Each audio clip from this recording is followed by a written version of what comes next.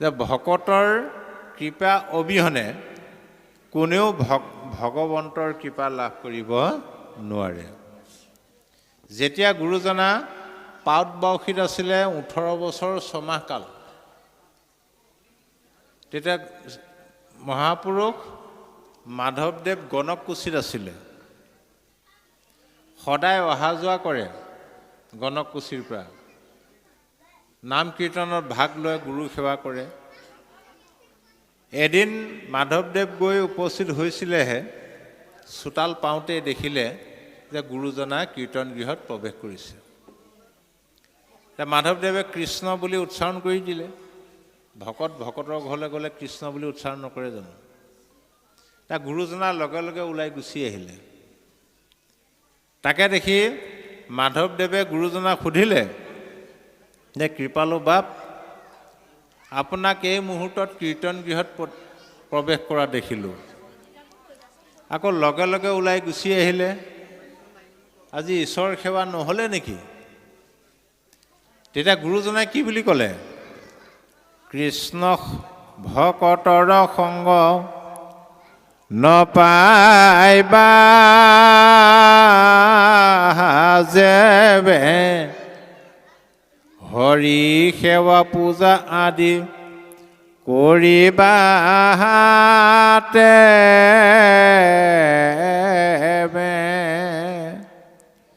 ই ৰাম যেবে জানা কৃষ্ণ ভকতৰ সংগ পাই, হৰি সেৱা পূজা কৰি একো লাভ নাই।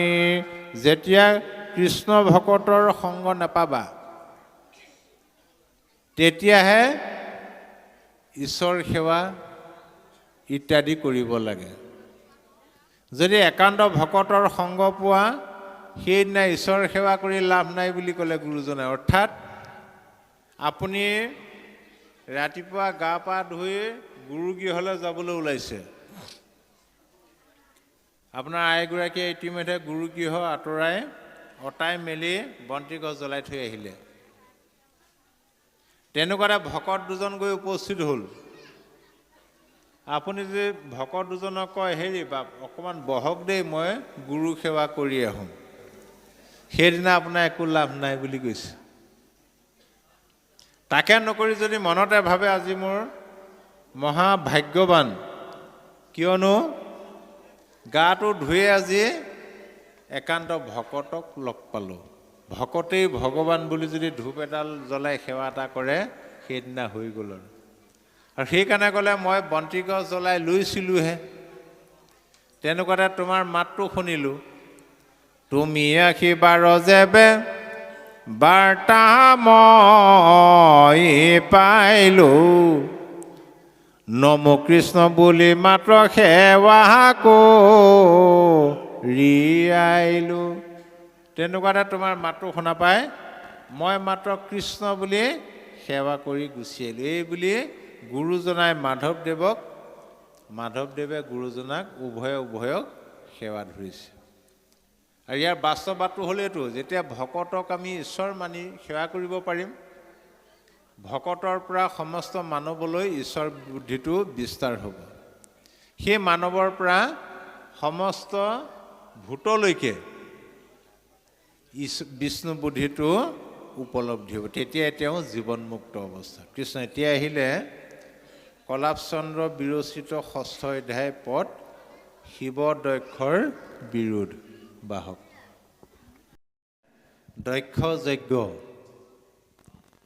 এই কাহিনীটো বহুত দীঘল, আজি এদায় নহ'বগৈ, গতিকে মই সাৰ অংশটো কৈছোঁ। দক্ষ যজ্ঞ পঢ়িলে অকণমান খেলি মেলি এটা লাগে সমাজত। ইয়াত শিৱকেই সৃষ্টিকৰ্তা, পালনকৰ্তা, সংহাৰকৰ্তা দেখুৱাইছে, শিৱকেই ঈশ্বৰ দেখুৱাইছে। আকৌ আৰম্ভণিতে কি বুলি ক'লে? বেদ শিৰো ৰত্ন ভাগে জাক প্ৰকাশ হয়, 4-5 মুখে হৰ বিৰিঞ্চি গাৱই, জয় নমো নাৰায়ণ নাথ ভগৱন্ত, যাহাৰ মায়াত সুৰ মুনি মোহ হুন্ত। কলাপচন্দ্ৰ দিজে জয় জয়তে সেইজন প্ৰভু ভগৱন্তক প্ৰণাম কৰিছে, যিজন নাৰায়ণ, যিজন নাথ মানে স্বামী, যিজন হ'ল ভগৱন্ত, যাৰ মায়াত সুৰ মানে হ'ল দেৱতা, মুনি আৰু এইবিলাকো মোহ যায়, যাক বেদৰ শিৰোৰত্ন ভাগে প্ৰকাশ কৰিছে। বেদৰ শিৰোৰত্ন হ'ল বেদান্ত, বেদৰ অন্ত হ'ল বেদান্ত, বেদান্ত ভাগকে কয় বেদৰ সাৰ। আৰু সেই বেদান্তই কি বুলি কৈছে? যিজনক প্ৰকাশ কৰিছে এক ঈশ্বৰক, আৰু যিজনৰ গুণ কোনে গায়? 4-5 মুখে হৰ বিৰিঞ্চি গাৱৈ। বিৰিঞ্চি মানে হ'ল ব্ৰহ্মা, ব্ৰহ্মাৰ 4খন মুখেৰে গায় ব্ৰহ্মাই। আৰু শিৱ 5 মুখীয়া বুলি কৈছে, 5খন মুখেৰে গায়। অৰ্থাৎ ব্ৰহ্মা বিষ্ণু শিৱ বুলি ক'লে আমাৰ সমাজত অকণমান উপলব্ধি নকৰাৰ কাৰণে খেলি মেলি হয়। প্ৰকৃততে ব্ৰহ্মা বিষ্ণু শিৱ এজনেই। তেওঁ ব্ৰহ্মাৰূপে সৃষ্টি কৰে, বিষ্ণুৰূপে পালন কৰে, শিৱৰূপে সংহাৰ কৰে। কিন্তু 3জন বনাই পেলালে 3টা গুণত। যেনেদৰে মানুহ এজনেই, তেওঁ জীৱিকা কি? বোলে মাষ্টৰ চাকৰি কৰে, শিক্ষকতা কৰে। তেওঁ আকৌ ঘৰত খাবৰ কাৰণে মাটি 2 বিঘামান আছে, নিজে খেতিও কৰে।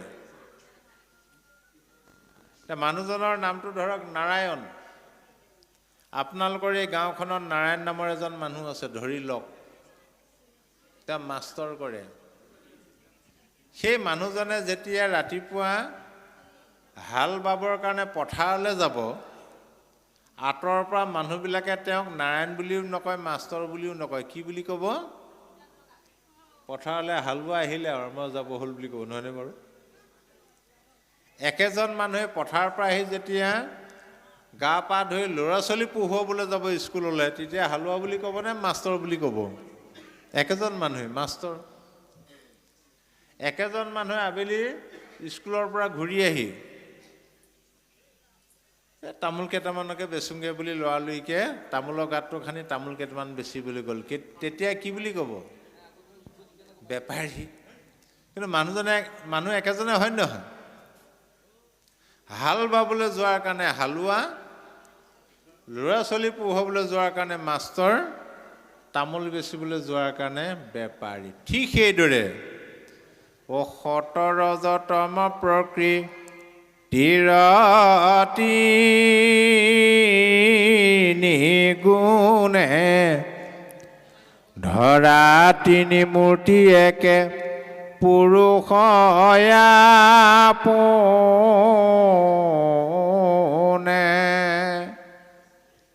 যে সতৰজতম প্ৰকৃতিৰ 3টা গুণ, সেই 3টা গুণত এজন ঈশ্বৰেই 3টা মূৰ্তি ধাৰণ কৰিছে। ৰজোগুণে ব্ৰহ্মা হৈয়া স্ৰজাচৰাচৰ, সতগুণে বিষ্ণু ৰূপে পালা নিৰন্তৰ। ৰজোগুণৰ আশ্ৰয় লৈ তেওঁ নিজে ব্ৰহ্মা ৰূপটো ধৰি এই প্ৰপঞ্চ সৃষ্টি কৰে। যেতিয়া সৃষ্টি হ'ল আকৌ পালন কৰিবলগীয়া হ'ল। সত্ৰগুণে বিষ্ণু ৰূপে তেওঁ জীৱৰ হৃদয়ত প্ৰৱেশ কৰি এই জড় জগত চৈতন্য কৰি ৰাখিছে, অৰ্থাৎ জড় জগতখন তেওঁ পালন কৰি আছে। যেতিয়া সংহাৰ কৰিব হ'ব, তমগুণে ৰুদ্ৰ ৰূপে সৃষ্টি সংহাৰন্ত তিনি গুণে তিনি মূৰ্তি একে ভগৱন্ত। তমোগুণৰ আশ্ৰয় লৈ নিজেই ৰুদ্ৰৰূপটো ধাৰণ কৰি শিৱৰূপটো ধাৰণ কৰি প্ৰপঞ্চ সংহাৰ কৰে। এতিয়া তিনিটা গুণত তিনিটা মূৰ্তি এজনেই ঈশ্বৰ। কিন্তু শাস্ত্ৰই আমাক কি বুলি ক'লে? যদ্যপি ভজনী হুন্ত তিনি ঈশ্বৰ তথাপিতো বিষ্ণু তেখে সিদ্ধি মনুষ্য।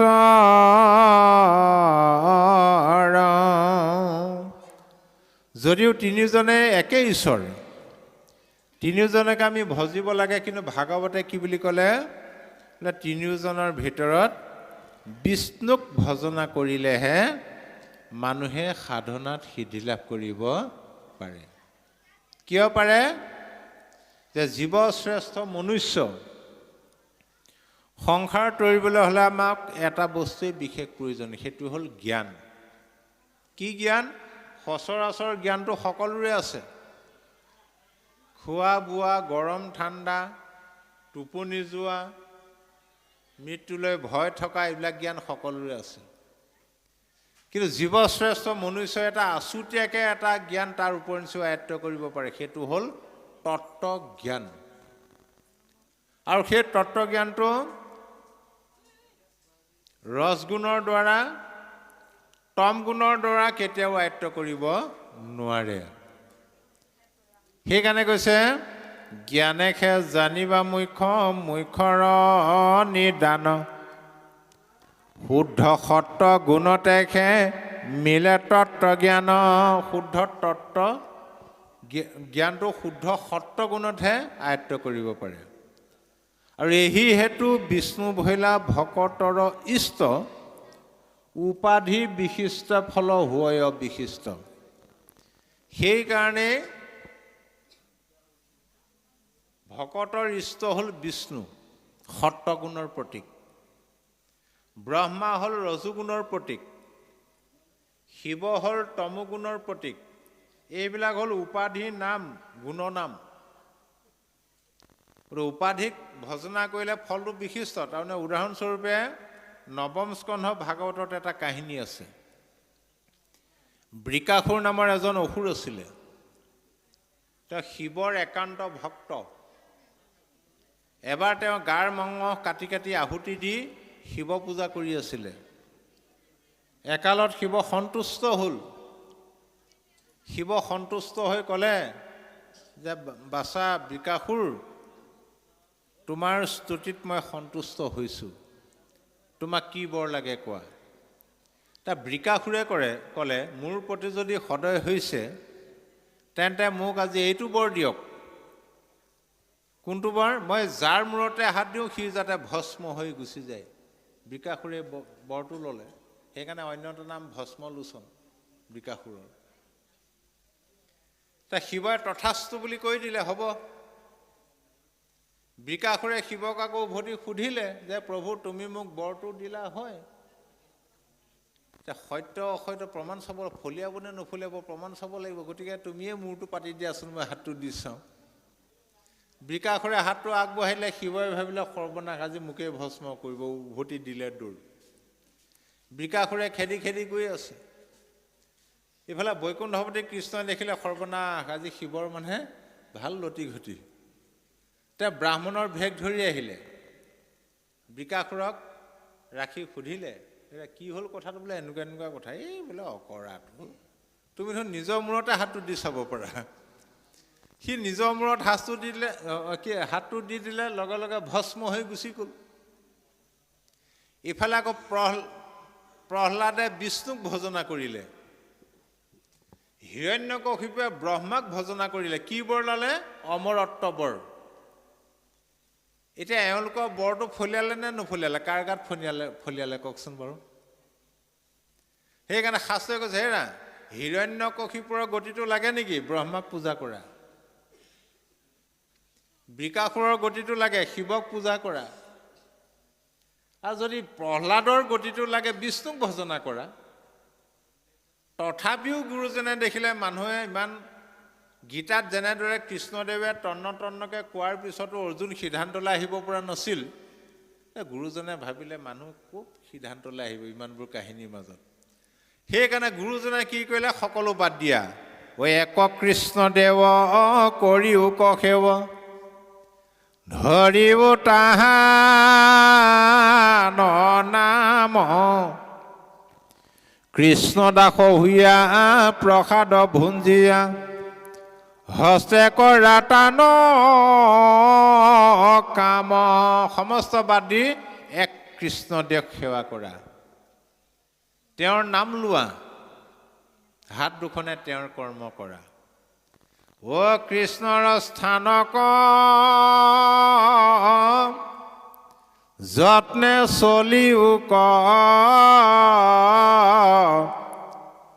সাঞ্চিও পুণ্যৰ দাম,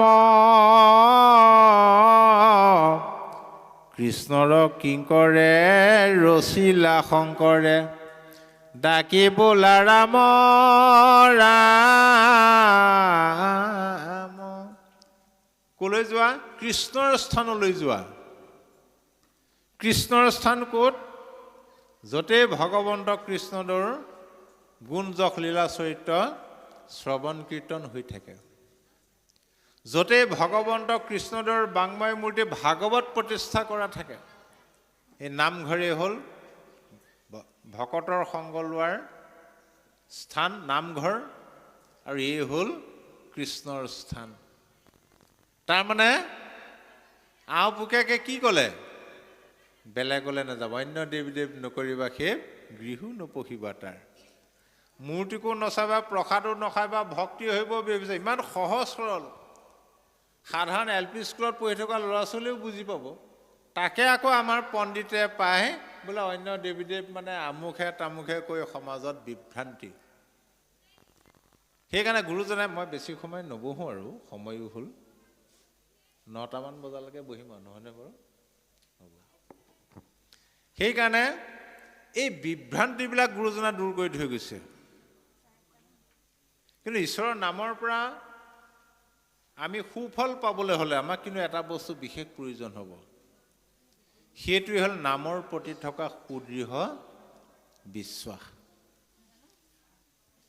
বিশ্বাসে নামৰ কক্ষা, বিশ্বাস নভৰিলে নামে নকৰন্ত ৰক্ষা। মনত ৰাখিব, যিমান দামী ঔষধেই নহওক, আপুনি যদি ঔষধটো খাবলৈ লয়, ভাল হ'ব জানো? কেতিয়াও নহয় ভাল।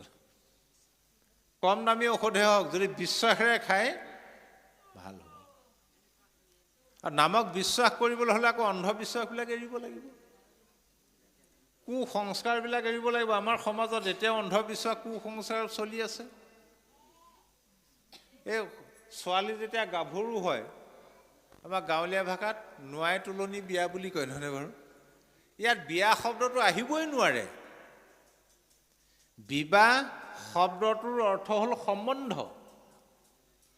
যদি ছোৱালীজনী তোলনি বিয়া পাতিছে, তেতিয়াহ'লে সম্বন্ধটো কাৰ লগত ঘটিলে? কোনো হিন্দু শাস্ত্ৰত এজনী ছোৱালীৰ দুখন বিয়া ধুমধামেৰে পতা কথা উল্লেখ নাই। প্ৰকৃতিৰ নিয়ম, ছোৱালী গাভৰু হ'ল আৰু ল'ৰা ডেকা হ'ল আৰু আকৌ বিয়া পাতিবলগীয়া কথা আছে নেকি? বিভিন্ন যুক্তি, বিয়া দিবলৈ নাপাবও পাৰোঁ।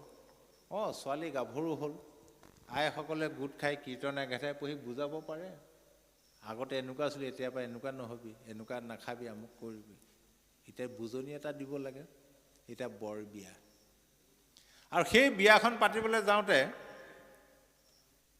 আইসকলে কিমান পুৰণিকলীয়া মানে ৰীতি নীতিৰ আশ্ৰয় লৈ নলয়। কিছুমান অন্ধবিশ্বাস, কুসংস্কাৰ, য'ত কোনো বিজ্ঞান নাই, সেইবিলাক পালন কৰে। এতিয়াও আমাৰ সমাজত চলি আছে। শনিবাৰ, মঙলবাৰ, সোমবাৰ, বৃহস্পতিবাৰ চলে নচলে? খুব মানে বাৰবিলাক বোলে শনিবাৰে মঙলবাৰে দাড়ি চুলি নখ কাটিব নাপায়, বাঁহ কাটিব নাপায়। ক'ত লিখা আছে? গ্ৰহৰ ভিতৰত আটাইতকৈ ধুনীয়া গ্ৰহটো হ'ল শনি গ্ৰহ। শনিবাৰে কৰা কাম ধুনীয়া হ'ব নে বেয়া হ'ব তেতিয়াহ'লে? আকৌ মংগল শব্দটো অমংগল কৰি পেলালে। যদি কোনোবাই কয় আবেলি দাড়ি চুলি নখ কাটিব নাপায়, সেইটো মানিব পাৰি, তাত বিজ্ঞান আছে। আহাৰ খোৱাৰ পিছত দাড়ি চুলি নখ কাটিলে চকু দৃষ্টি কমিব পাৰে।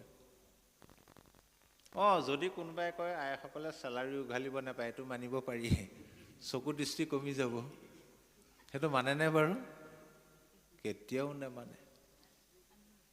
এতিয়া আইসকলৰ এনেকুৱা নিয়ম আছিলে, বোলে বাপজনৰ নামটো কাঢ়িব নাপায়, হয়নে বাৰু? আগতে নেকাহে নহয়। আজিকালি আৰু বেলেগ, আজিকালি তই মই বুলিয়ে মাতে নিজৰ মানুহটোক, নাম কাঢ়ি মাতে। কিন্তু আগৰ আইসকলে বাপজনৰ নামটো কেতিয়াও নেকাঢ়ে। এই কাষগৰাকীক মাতি আনি পেলাই কোৱাই নামটো, সেইটো হ'লেও কিন্তু বিপদত পৰিব লাগিব। এবাৰ এগৰাকী পৰিলে বিপদত। তেওঁ স্বামীজনৰ নাম আছিলে গোবিন্দ। গোবিন্দ আকৌ গোটেই অঞ্চলটোৰ ভিতৰতে নামতি এজনেই, তেওঁ নহ'লে নামেই নচলে। আইগৰাকীও ভাল নামতি। এবাৰ বহল সমাজলৈ নিমন্ত্ৰণ হ'ল, গোবিন্দৰ নামৰ দায়িত্ব পৰি। গোবিন্দ আকৌ কাহ চৰ্দি হৈ মাতো বহি আছিলে। আইগৰাকীক ক'লে এদিন, হেৰা আমুক বাৰে তোমাৰ ক'ৰবাত নিমন্ত্ৰণ আছে নেকি? বোলে নাই। মোৰ লগতে ওলাবা আহে, মই আমুক গাঁৱৰ নামঘৰত নাম আছে, মাতটো বহি আছে, তুমি আইসকলৰ মাজত বহি টানি দিবা, নামষাৰ উঠি যাব। বোলে হ'ব। চাইকেলৰ ক্ৰিয়াত জাপ মাৰি উঠি বহিল আৰু নামৰ জেগা পালেহি। গোবিন্দ নামৰ এখনত বহি ল'লে। আইগৰাকী আইসকলৰ মাজত বহুৱাই ইংগিতটো দিলা, ধৰিবা দেই। বোলে হ'ব ধৰিম বাৰু। গোবিন্দই মনে মনে ভাবিলে চতুৰ্মিংশতি অৱতাৰ এভাগ দিলে বুলি জয় হৰি গোবিন্দটো দিলে লগে। আইগৰাকীয়ে মুখে নেমাতিলে নহয়, মনে মনে ভাবিছে এই ভাগহে দিবলৈ পালে। মুখে নেমাতিলে, নামষাৰ এদায় হৈ গ'ল। গোবিন্দ আকৌ মনে মনে খং, এইজনীক ইমান শিকাই বুজাই আহিলোঁ, ধৰি টানি দিবি, মুখে নেমাতিলে কেনেকুৱা মানুহ এই? আৰু কাষৰগৰাকীয়ে সুধিলে, হেৰি আপোনাৰ গা বেয়া নি? বোলে ভালেই। বাপজনে ইমান সুন্দৰ নাম দিছে, মাতটো বহি আছে, আপুনি মুখেৰে মতা নাই। বোলে এনেই নেগালোঁ। এইবাৰ কিন্তু মাতিব লাগিব দেই, এইবাৰ ধৰিবলৈ, আপুনি নধৰিলে আমি বোলে এইবাৰ ধৰিমেই। গোবিন্দই মনে মনে ভাবিলে, এইজনীক ইমান শিকাই বুজাই আহিলোঁ, মুখেৰে নেমাতিলে এইবাৰনো ক'ত মাতিব চাগে, গতিকে চুটি চাই কীৰ্তন এভাগ দিওঁ বুলি, গোপাল গোবিন্দ যদু নন্দন কৃষ্ণৰ চৰণে লৈলো শৰণ। গাই আছে। 4 শাৰীমান গৈছে, এগৰাকী এবাৰ মুখে নমতা হ'ল। কাষৰগৰাকীয়েতো কিলাকুটি মাৰিবলৈ ধৰিলে, হেৰি আপুনি গাবই লাগিব, আপুনি নেগালে আমিও নেগাওঁ। যেতিয়া বৰকে ধৰিলে, শেহত আইগৰাকীয়ে ধুনীয়াকৈ গালেগৈ আৰু 4 শাৰীমান যোৱাৰ পিছত, গোপাল নিজৰ জন যদু নন্দন কৃষ্ণৰ চৰণে লৈলো শৰণ। তথাপিও গোবিন্দটো নেগালে। সেইটো অন্ধবিশ্বাস। অন্ধবিশ্বাস, কুসংস্কাৰ ত্যাগ কৰি এই নাম ল'ব লাগিব। কাৰণ ভগৱন্ত কৃষ্ণদেৱে বৈকুণ্ঠ প্ৰয়াণৰ আগে আগে এই কথাটো চিন্তা কৰিছিলে যে মই বৰ্তমান ধৰাধামত থকাৰ কাৰণে বৰ্তমানৰ লোকে মোক দৰ্শন কৰি সংসাৰ তৰিব, কিন্তু মই যোৱাৰ লগে লগে পৃথিৱীত কলিৰ আগমন ঘটিব। কলিৰ কবলত পৰি মনুষ্যবিলাক অধোগতি যাব। পিছত কেনেকৈ তৰিব তেওঁলোক? কৃপাময় কৃষ্ণে পাছে চিন্তিলন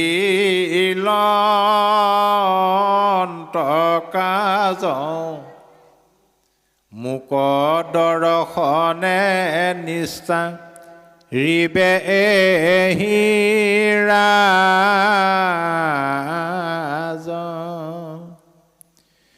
ৰাম পাছৰ লোকৰ বাবে হৈবে কে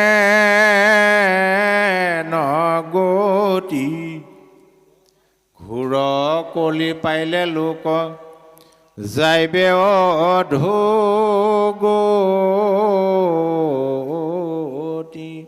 এই হিত চিন্তাটো কৰিয়েই তেওঁ মাত্ৰ তেতিয়া এটাই উপায় পালে, ঐ হেন হিত চিন্তি পাছে কৃপাময়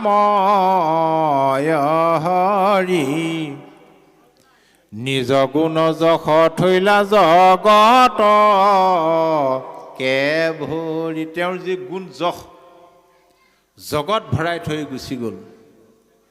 কিয় বোলে একো নকৰাকৈয়ে তৰুক সংসাৰ আৰ শ্ৰৱণ কীৰ্তনে, এহি চিন্তি বৈকুণ্ঠক গৈলা নাৰায়ণে।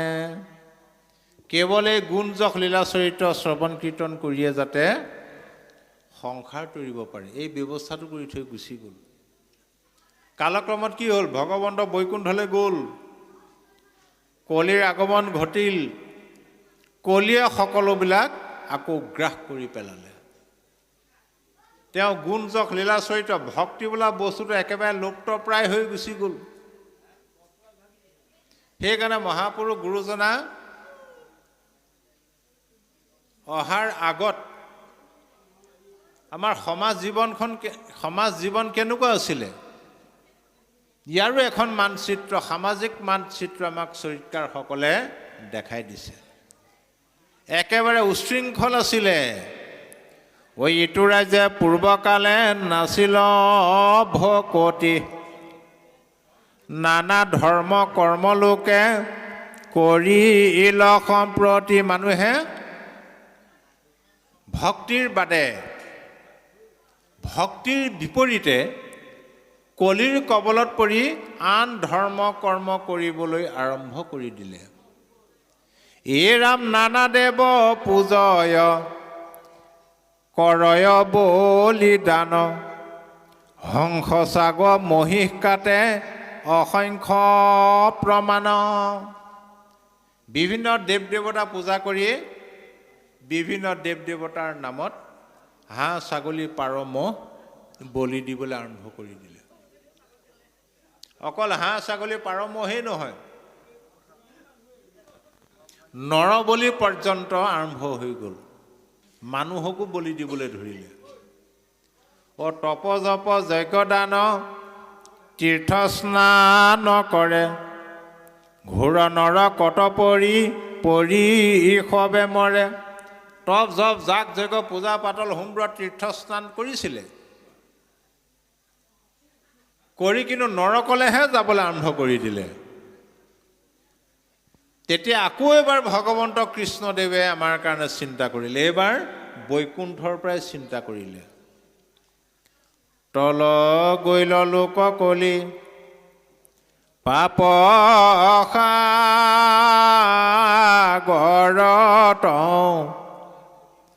কৃপাময় কৃষ্ণ চিন্তা কৰিব বৈকুণ্ঠ।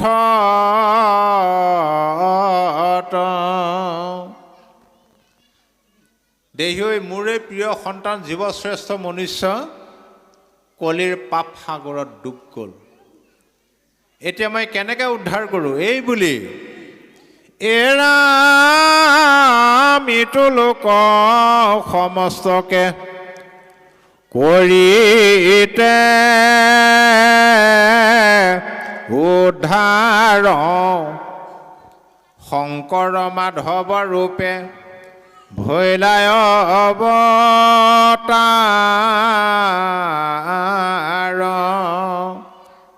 এইবাৰ শংকৰ আৰু মাধৱ ৰূপে গুৰু আৰু শিষ্য ৰূপে অৱতাৰ হৈ গীতা ভাগৱতৰ সাৰ সংগ্ৰহ কৰি সমাজৰ কুসংস্কাৰ অন্ধবিশ্বাস দূৰ কৰাই আমাক এক অশৰণ হৰিনাম ধৰ্ম বিজ্ঞানসন্মতভাৱে দি থৈ গৈছে।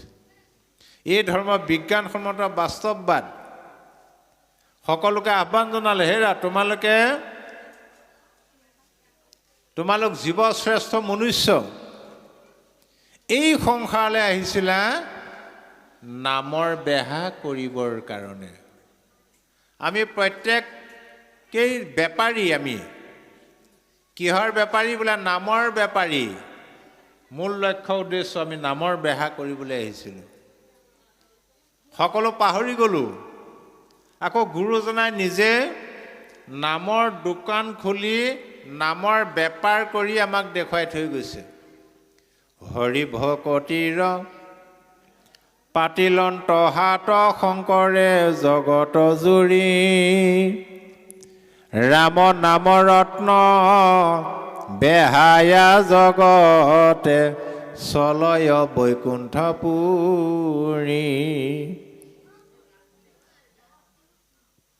আকৌ আমাক আহ্বান জনাই থৈ গৈছে, সকলোৱে বেপাৰত লাগি যোৱা। মই বেপাৰ কৰি দেখুৱাই দিলোঁ, দোকান খুলি দিলোঁ।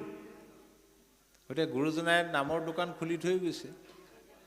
আমাৰ মাত্ৰ এটাই কৰ্ম হ'ব লাগে, আমি একোজন গ্ৰাহক হ'লেই হৈ গ'ল, কাষ্টমাৰ হ'লেই হৈ গ'ল। কিন্তু এই কথাটো বুজি নাপায় আমাৰ মাজৰে বহুতে কি কৰিলে, নিজে দোকানী হ'বলৈ বিচাৰিছে। সেইকাৰণে সমাজত এতিয়া গণ্ডগোল। সেইকাৰণে গুৰুজনাই কৈছে, বেখায়ো ভাৰতে হাত আউৰ বেলি নাতে, চলিতে নিকট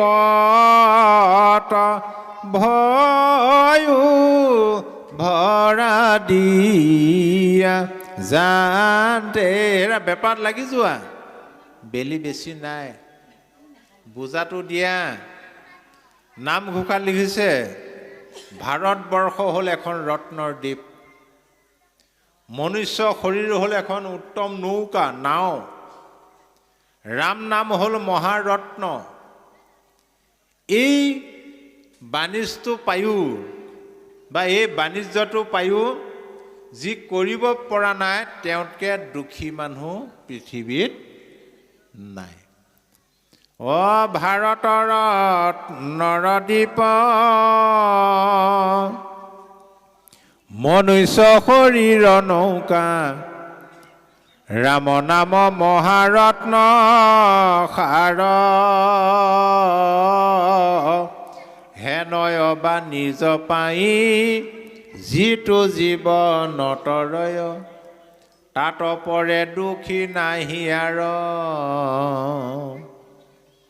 গতিকে বেপাৰত লাগি যোৱা, কিন্তু সাৱধান। ভাৰত হাতত আছে অনেক দোকানী,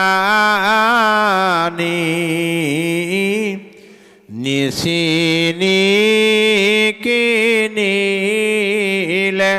পোনো মিলিবে বিঘিনি। এই ভাৰতবৰ্ষত নামৰ দোকানী বহুত আছে, নিচিনাকৈ কিনিলে কিন্তু বিঘিনি ঘটিব পাৰে। কিয়নো জৈতে তৈতে নথা কয়ৰ ৰাম নামৰ ৰত্ন, মহন্ত দোকানী ৰাখে কৰি মহাযত্ন। এই ৰাম নামৰ ৰত্ন বোলে য'ত ত'ত নাথাকে, মহন্ত দোকানীয়েহে যত্ন কৰি ৰাখে। আকৌ মহন্তও আমাক চিনাকি কৰি থৈ গ'ল, সেইজনহে আচল মহন্ত। জন্মতে যিয়েই নহওক, কোনজন?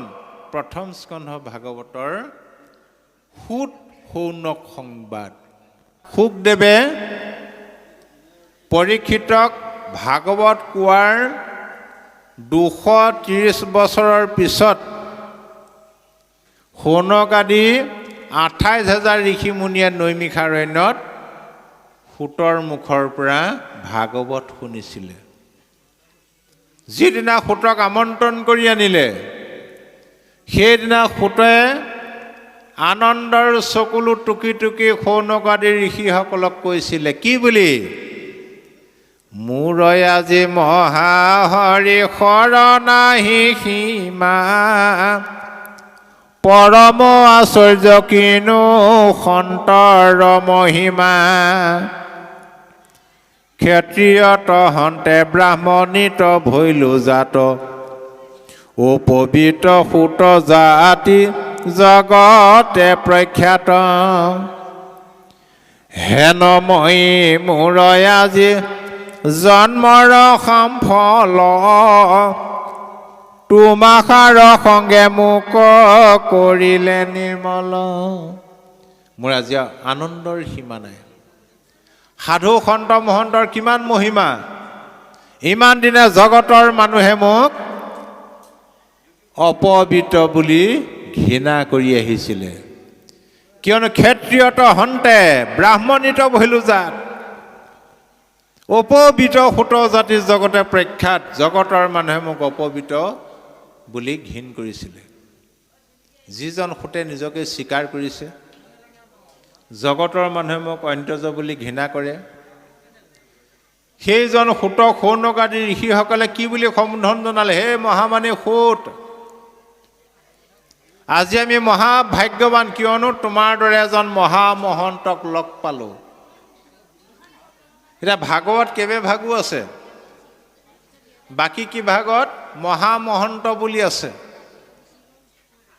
কিন্তু এই ভাগত কেশৱানন্দ দেৱ গোস্বামী ভাগত তুমি হেন ভকতক বুলি দিলে মহন্তটো কাটি। সেইটো কি উদ্দেশ্য আমি নাজানো বাৰু। আৰু এই কথাটো ব্ৰহ্মাই চাই আছিলে। তেওঁ আচৰিত হৈ হংসজনত চৰি বৈকুণ্ঠ পালেগৈ। প্ৰভু, আচৰিত দৃশ্য এটা দেখিলোঁ। বোলে কি দেখিলা? বোলে আজি নৈমিষা অৰণ্যত সৌনক আদি মহা ঋষিসকলে সুতকেই বোলে গুৰু আসনত বহুৱালে, পাথৰ আসনত বহুৱালে, গুৰু মানিলে। এই কথাটো কৈ দিয়াৰ লগে লগে কৃষ্ণই ক'লে, তাৰ পৰা কি হ'ল? বোলে নহয় প্ৰভু, তেওঁতো অন্ত্যজ জাতি। যেতিয়া সুতক অন্ত্যজ বুলি কৈলে, সেনা কৃষ্ণই ব্ৰহ্মাক কি বুলি কৈছে? হেৰা ব্ৰহ্মা, ব্ৰহ্মাক সম্বোধি হেন মাধৱে বলিলা, মোৰ ভকতৰ কিয় জাতি বিচাৰিলা, চণ্ডালে ভজয় ভক্তি কৰিয়া আমাত, মুত কৰি শ্ৰেষ্ঠ সিটো জানিবা সাক্ষাৎ। জাতত চণ্ডাল হ'লেও তেওঁ যদি মোক ভক্তি কৰিছে, মোতকৈও শ্ৰেষ্ঠ বুলি তুমি জ্ঞান কৰিবা। সেইকাৰণে সেইজন মহন্ত কোন মহন্তৰ দোকানত থাকে? সাধু দোকানীৰ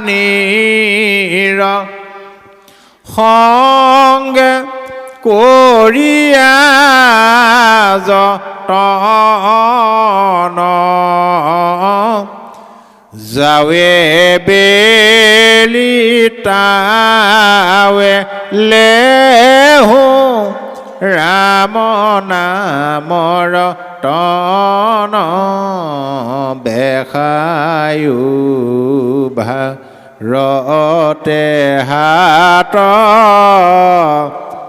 আউৰ বেলি নাতে। গতিকে গুৰুজনাই এই সাধু ভকতৰ সংগ লৈ এই নামৰ বেহা কৰিবলৈ আমাক আহ্বান জনাইছে।